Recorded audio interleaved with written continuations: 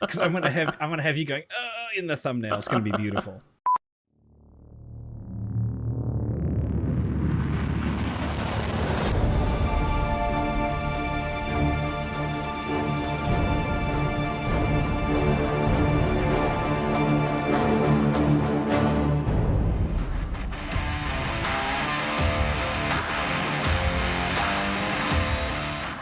Welcome to Disparate Worlds, where an irresistible force meets an immovable object. I'm Mox, and this is Sechari, and we are comparing and contrasting the worlds of Pantheon, Rise of the Fallen, and Ashes of Creation.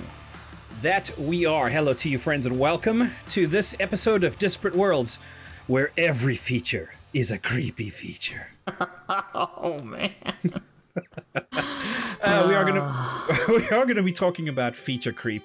I'm so glad. I think you did not see that note in our show notes. I did not see that note, and I would have struck it. Because I'm gonna have you going in the thumbnail. It's gonna be beautiful. Right. We told people not to like and subscribe, but this time we've been humbled. So like and subscribe, please. Yes, and comment, please. Yes, we'd love to hear from you. Especially tell Sechari how he's wrong. Yeah, yes. Especially since this is the second episode of all of that jazz.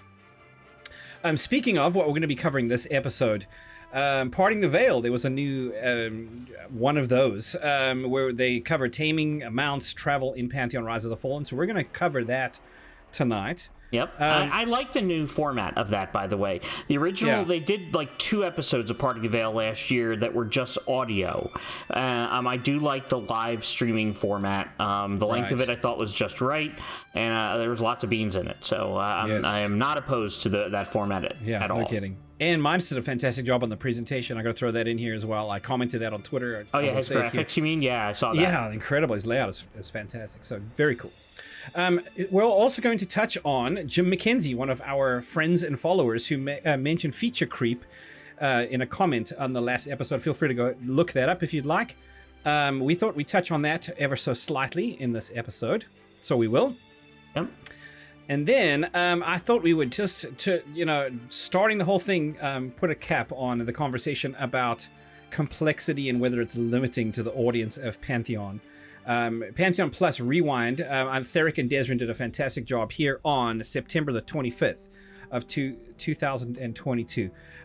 They picked up our discussion. Actually, were like, hey, this is worth talking about. So I think Desrin wrote a book in our comments, so go check that out as well. He did. Did you reply to him, by the way? I didn't. I owe him a reply. Well, maybe I'll give him a reply now. Yeah, that's a way. All right. Fair enough. Way to do it, right? So we're going to touch on that as well. So that's how we'll start, and we'll chat about feature creep, and then we'll go into the mounts discussion. Sounds good. All right, let us begin by discussing this, the Pantheon Rewind, right? Their coverage of our complexity discussion.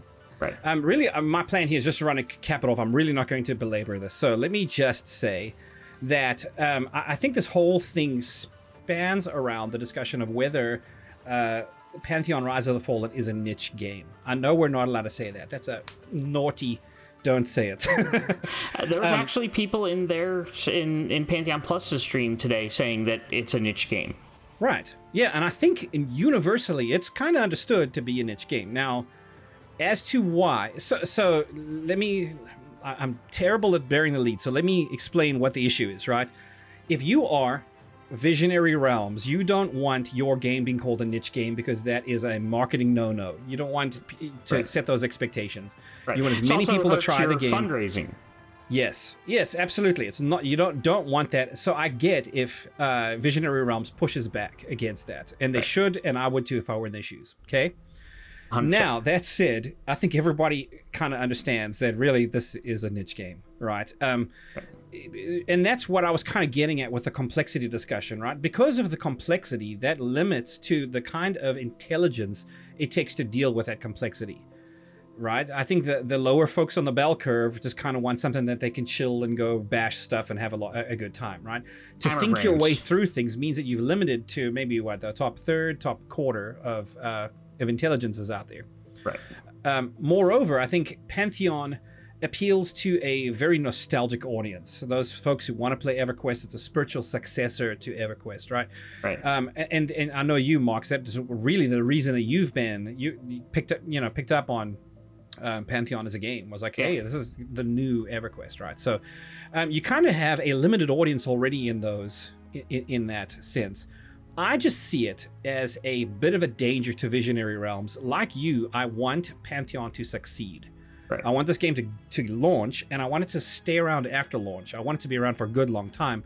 And it just, to me, is a bit of a threat if you're the audience that will try this, because of things of like complexity, right? Maybe limiting. That's my point. Right? I don't want it to be limited. And now I get what you're trying to do. You're trying to bring back the classically spirited MMO and make a challenging game. I agree. So, but it's a knife's edge that you're walking on right there. And I just want to say I recognize that. So. Right, because you're gonna lure the people from WoW over. That's gonna happen. The people are gonna try it, and then the question is, do they stay? Do they understand? Do they appreciate what you're doing as a company? Can you convert them? That's half the thing, is converting them to an older understanding of what MMOs should be compared to their, and we're going to talk about this quite a bit tonight, the expectations folks bring to the table now, given that they've been in WoW, given that they've been in Arcade, right? Given that they've been in Star Wars: The Old Republic, all these other places, Final Fantasy 14, right? Right. They come with these expectations. So. Yeah. Okay, Mox, let us talk for a second about the nature of feature creep. Right, and why we're bringing it up now is because it was brought up in our comments by Jim. He felt that the mounting system and taming system, I should say, in Pantheon is he felt that it felt like feature creep. Now let's talk about what feature creep is. First of all, feature creep is where you're developing something and you say, hey, wouldn't it be great if we add in this mechanic? And then you say, oh, well, now that we have X mechanic, wouldn't it be great if X mechanic did Y? Oh, that's a new one. All right, write that one down. And then to have it do Z. Oh, let's put that on the list too. And all of this, and this developing and over-developing, we could even call it at this point, results in a delay in launch. Yes. That's feature creep. Yes. And it comes up mid-development cycle where something's being added. Now so now you got to go back and change maybe what you've already partly, because integrated. Yeah. Right. Yeah. Yeah, and balancing and all that stuff. This taming feature has been around since the early development stages. Brad McQuaid talked about this in the forums. We have this should be up on screen, from February of 2016, where he was talking about the idea of taming and mounting and things of that nature. But he said it's not early enough for us to discuss it. Joppa mentioned this last year in the very first, as I mentioned, the audio version of the Parting the Veil. He talked a little bit and just alluded to the mounting and taming system, that it would be something that would be discussed down the road, but it is intended. So this stuff is not new. This is part of the game as envisioned. Right. Now, by the way, links to these things down in the description. We are going to make sure that we are not leaving you high and dry. The references and we will also be there. have a link to an article that discusses what feature creep is. If you want to kind of take a look and see and educate yourself on what that is and is not, it'll be there for you. But Jim, I don't think that this is feature creep. It may have been new to you, and I hope that that's the case, and that you understand that this has been designed all along. Or intended all along, and that's what we're hoping. Yeah, absolutely. Now I get the point, though, right? Feature creep is... It is always, and it's a nature of software development. Anything that you think of down the road that you go, ooh, let's slip that in, requires time and resources to do, and it's going to result in delays. Especially if you're lean and mean, I think the way Visionary Realms is having to be, right? Like you can't have waste, right? So understood. Now, all of software development is going to have feature creep. I think it's the nature of it. Some things, if you develop exactly what you thought you wanted, you get to where you try it out and testers go, this is not working. You have to feature creep to fix it, right? Okay, let's redesign. How about if we try this? Now we go test it. So there's all of that time and resources involved in doing it. But what happens is that it ends up much better than what it would have been if you didn't feature creep. right? So all software development has to incorporate some, be somewhat resilient and somewhat accommodating to feature creep. Right. I think where you have to be discerning is the feature creep you decide to take on, and the stuff that you wait on, right? Or that and you need relegate to the ash heap. Weigh and shit, the balance, the cost versus the time versus the benefit, right? Yes, it's the ROI, right? There, yes, absolutely. Yeah. So, and then there could be a point at which they also take a system away because it's necessary for time and development, because it's taking too much. So that's something else that could happen down the road. But I don't think this falls into that bucket, or at least not right now. Yes, very good. Okay, so feature creep. I'm glad that we actually had a thing about that somewhere in our history, because I'm sure that we will refer to it in the future coming up. So, Mox, let's talk a little bit about the live stream. We had mounts, taming, all of that stuff, and it is a little bit more complex, what a surprise, than what you have in most MMOs out these days. You want to give us a quick synopsis of the taming and mount system in Pantheon? Yeah, let's just briefly talk about what we currently have, and which Joppa is apparently like appalled by, which I thought was funny. You have this token in your bag that you click and you get your mount. Get your hand. You know your hand, the fleshy thing on the end of your arm? Right there, Right. Put that in your pocket. Okay, Ben. Putting it in my pocket. Great. Okay, now pull out your horse.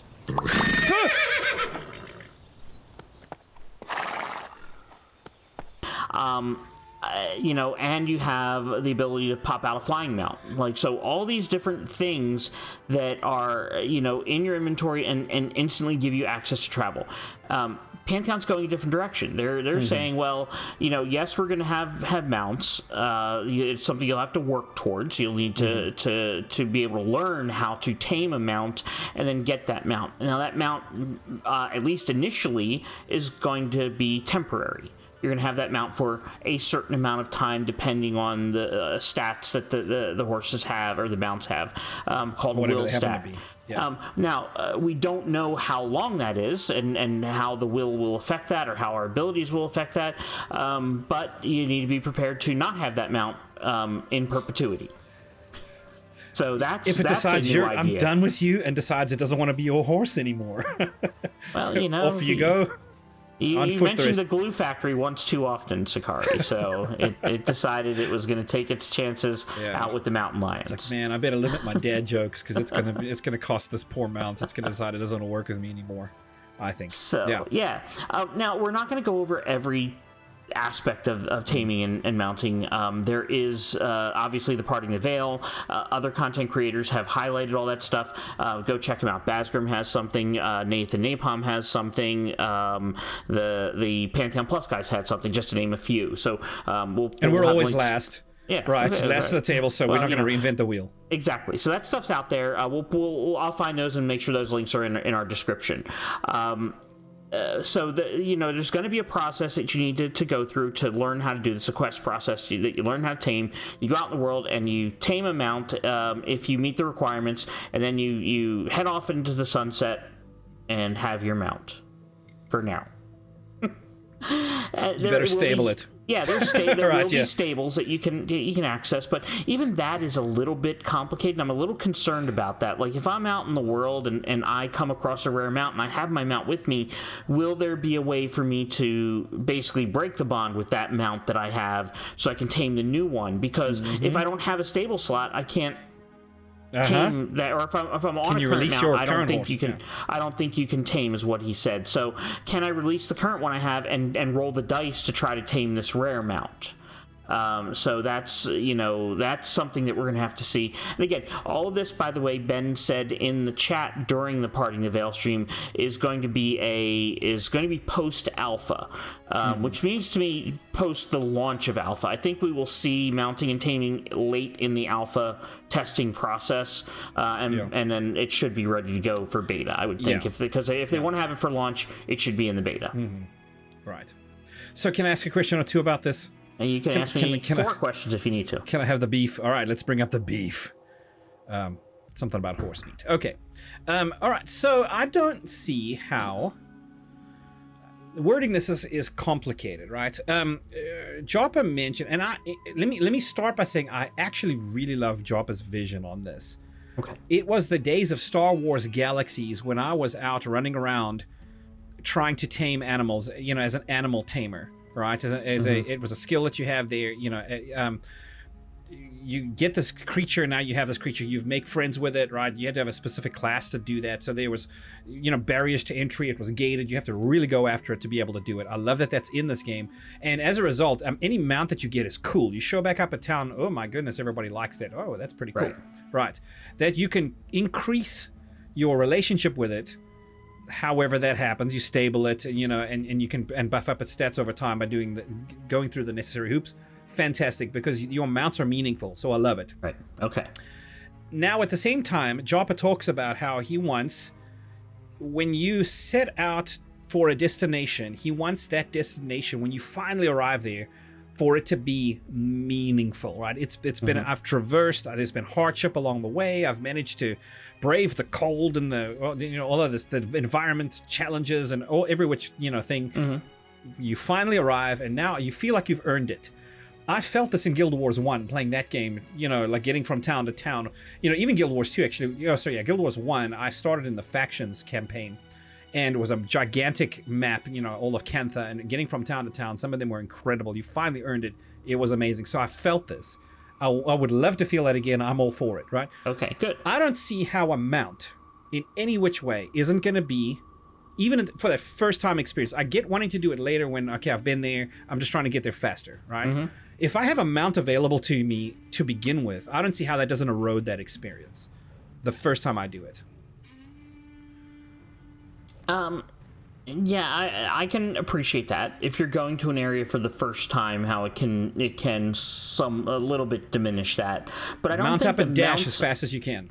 I don't think that the mounts are gonna give us that much increased speed. Like, I don't see it as being like, oh, it's gonna be 5 times faster, so you're gonna ignore maybe everything. Not that, yeah. If you're going 140% of your normal speed, which might be your normal dashing speed, but you're able to do that on your mount, and then your mount maybe dashes to 160, then I don't think it's going to diminish it that much personally. Again, I think this is going to be when it happens, let's see how does that actually look? How long do these mounts last? How long does the taming process take? Does it take to be honest with you, if it takes more than 5 minutes to tame something, I don't see people spending the time to do it. There's no value, yeah. Right. Well, yeah, because I'm trying to get from place to place. It's already very treacherous. There's stability as a stat on these mounts. I could get knocked off and lose the mount that way, I think, right? I think you can get knocked off, but I don't think the mount will necessarily run away right away. Okay, I think I'm hoping not. Their will stat holds through that. Okay, I hope so. You need to obviously get yourself out of combat to get back on it. So have that very lengthy Pantheon combat. Right. So solo, in all intents and purposes, if you're mounted, right? It's likely to be you and maybe one other person. And you're really not supposed to be soloing. Right, well, I mean, the spirit of this MMO is really we don't want you to solo. Talking, and I told you that it's if you're going from point A to point B, you may be going to meet up with your group. So you might not be with them necessarily. You may be going to meet them at a dungeon or something. So you would want something that will get you there a little bit faster. We don't want that instantaneous WoW or SWTOR teleport to the zone line type thing. Right. But you also don't want to have to be waiting because somebody has to run. Hey, somebody only has 30 minutes to do this, and now it's gonna take you 25 minutes to get there. Right, and maybe waiting for a warrior is not as bad because they have more stamina, but versus waiting for an enchanter or somebody else. But I think it'll be okay. Again, let's not burn the house down because of what was said. Let's wait and see when we get to this. Hopefully, by the time alpha rolls around or beta rolls around, you're playing, so you can experience it with me. Yeah. And I can laugh at you while you're trying to tame a horse to come meet me wherever I am. For sure. So. I mean, I think you and I both agree that if I spend a long time, because they said you get this mount, right, and you have to. It's going to try to buck you off. There's a time that where there's a taming period, right, where you've got to some kind of mini there game, horsey, there horsey. Please don't hurt me, right? And now you've earned this mount, right? If its will roll happens to be really low, and you ride it for 5 minutes after all of that effort, and then it bucks you off and takes off. Yeah, like that's not gonna. People are gonna be like, screw that. I'm not. Why doing ever that. do this? Yeah, exactly. I mean, especially if it's now delayed you. All of that time has delayed you, made getting from A to B slower. It's not a meaningful help, right? To that terrain traversal. So I think, I think in testing they are going to have to find a period, right, a minimum will or some kind of a setting that correlates to at least the minimum amount of time. Right. Or maybe if the players are able to maybe reverse engineer that a given will equals how many minutes, that may help us out. I'd love to see a theory crafter crunch the numbers. Oh yeah, for sure. And you'll come to see, at least I hope, that a common horse should tame much quicker than a rare battle bear or whatever he called it. It wasn't a battle bear, it was something else, but yeah. Battle bear. Yeah. Now, that wasn't the only type of travel they discussed. They did discuss long distance travel and options that are available there. First of all, we're going to have sea travel, which is probably going to be between continents. You go from one port to another, you go and pay passage and get on a boat, and it will take you. That was in EverQuest as well. WoW had the airships, the zeppelins that went between points. I don't think we didn't. We had taxis in SWTOR, right? That took us on a planet from point A to point B. So all very similar types of to travel a distance in an area. You're also going to have the ability, which is very similar to the EverQuest system, where the wizards have the gateway system and the druids have the wandering stone system. They will have to obviously level up and earn those the ability to teleport groups to those. Those are going to be scattered throughout the world at various locations. Joppa pretty much said that some of them might be close-ish to each other, but they pretty much are just going to be, where appropriate. And then finally, there are going to be some sort of affinity stones where you can bind yourself. Probably going to be in towns and settlements and such, where so that when you die or you go back to that point. So travel by death. Absolutely. You don't necessarily go back across a continent. So it's going to be something that people are going to need to remember to do, because in EverQuest, it was like, as a caster, we were able to bind wherever we wanted. We could pass. There was a spell we could cast and we could bind at his own line. Yes. Now, non-casters couldn't do that. So it was like, everybody was asked, did the cleric bind themselves? Like, it was like a big deal. Yeah, so make sure you have that anchor. And I know, like, I've played more recently in Ion, believe it or not. We haven't mentioned Ion very much. Yeah, they're definitely a binding situation. That's what you would do there. But then there is a portable group bind, they call it a kiss, right? Where you put a statue down and everybody can bind to that. So long as that's up, then if somebody dies, you respawn there. Oh, okay. Right, but in PvP, that would be a target. If they manage to find your bind stone and destroy it, then, So I've seen this at work, and I really like that system, so yeah.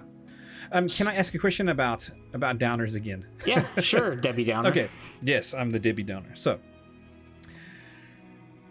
I think the expectations of the modern MMO audience is for there to be more bind points than less. Map traversal is they want it to be fast. Now I can see it, right? If the thought is somebody has 30 minutes and they want to run this dungeon, and it's going to take me 15 minutes just to get there, and then they're gonna go, hey, I can't do it, right? So, as a bad example, many people just want to show up at the dungeon and can we just run the content together?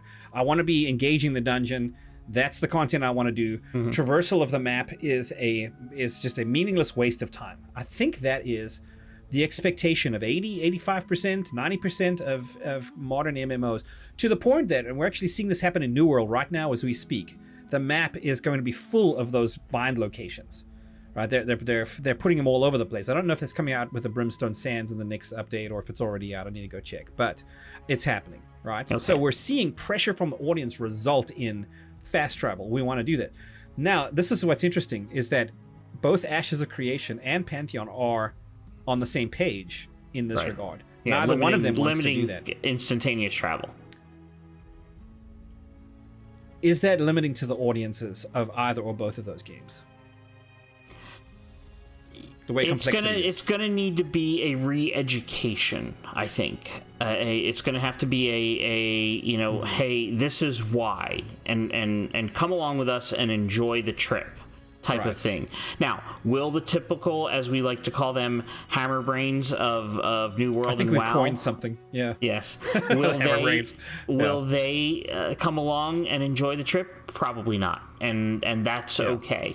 And that's something that both Ashes and the Pantheon, Visionary Realms and Intrepid are both going to have to understand is that their games are not necessarily going to be for everybody.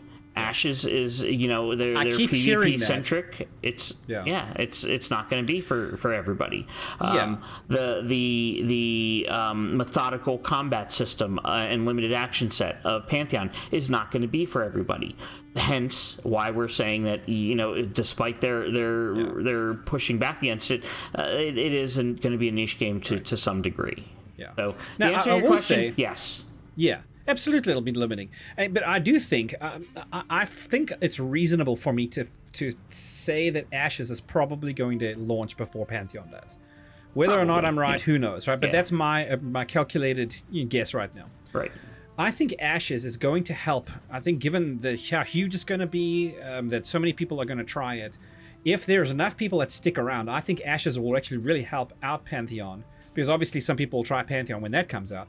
Right. And if they have had their expectations reframed from Ashes of Creation about map traversal, spend time doing it, you don't have to rush everywhere, enjoy the scenery, I think it's going to help Pantheon. And I think that's a good thing, right? This is a synergy, I think, between these two games where because they're alike in this and are actually countering a very demanding market, making things faster, make things, we want to zerg things down or make things easier. Kind of pushing back against it in terms of travel, I think it's going to be helpful to Pantheon for sure. Agreed. So, yeah. All right, good discussions. I enjoyed it. Yeah. All right, check us out on Facebook.com/Disparate Worlds, on Twitter @Disparate Worlds, and our website DisparateWorlds.org. Also, check out our Patreon at Patreon.com/Disparate Worlds.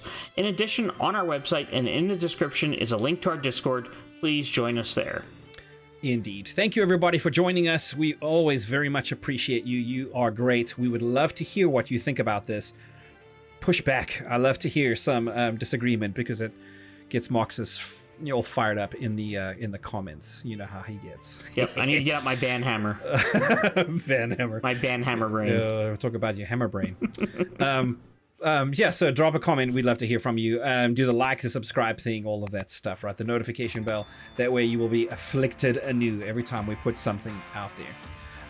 Take care of yourselves, and remember always to be immovable in your principles and irresistible in your passion.